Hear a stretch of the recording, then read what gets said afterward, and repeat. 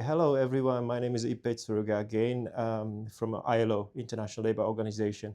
I explained the case of Pak Affan in the last video, and then I tried to explain my understanding about why uh, his parents received the 70 million rupiah from BPJS employment. So I hope the video will help clarify the formula behind and why BPJS made a payment. And then I thought I forgot to mention one thing. What's the difference between JKK and JKM? Because quite some people ask me the question. He died and his parents received the benefits, so it should be the JKM, Jaminan Kematian, instead of Jaminan Kecelakaan Kerja. So I would like to explain in this video what's the difference between these two benefits. So the difference is quite easy. JKK is paid when you experience accident during your work, or when you go to the office, or when you come back from the office. So that covers that kind of work-related incidents. So in the case of Pak Affan, he was reportedly on the way to deliver food to his customer clients. So he was on the duty. So in that case, his case was considered work-related accident. So that's why BPJS possibly used the JKK to make a payment to him instead of JKM.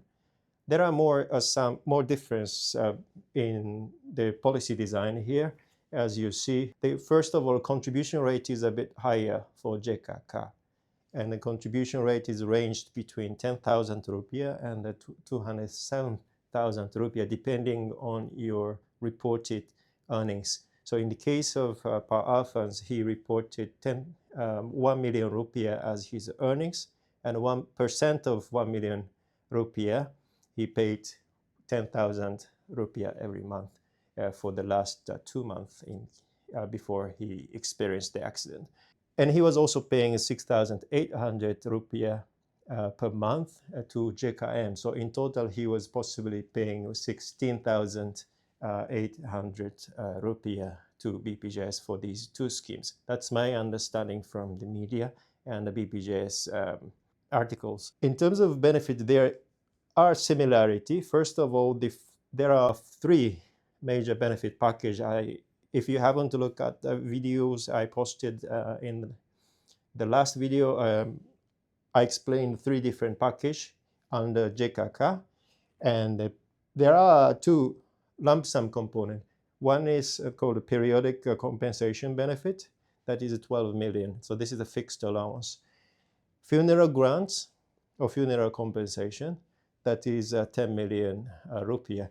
These benefits are also provided by the JKM as well as JKK in the case of death. However, the difference between these two schemes is for the JKK to provide a higher benefit than JKM in relation to the first benefit package here. So the formula for JKK in this case is the income or wage multiplied by 60%, and sorry, it's a mistake. 60% multiplied by 80. So in the case of Pak Affan, his reported earnings was 1 million rupiah multiplied by 60% and 80. So that is 48 million rupiah. If you experience death, unfortunately, outside the workplace, JKM will provide your parents or children 20 million rupiah in lump sum. So this amount is not related to your previous income, but it's a fixed allowance. So JKK actually provides much higher benefits if you see this formula.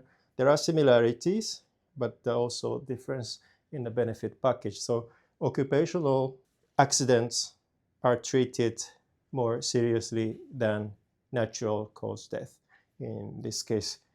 This is regulated by the government regulation number 82 and 2019.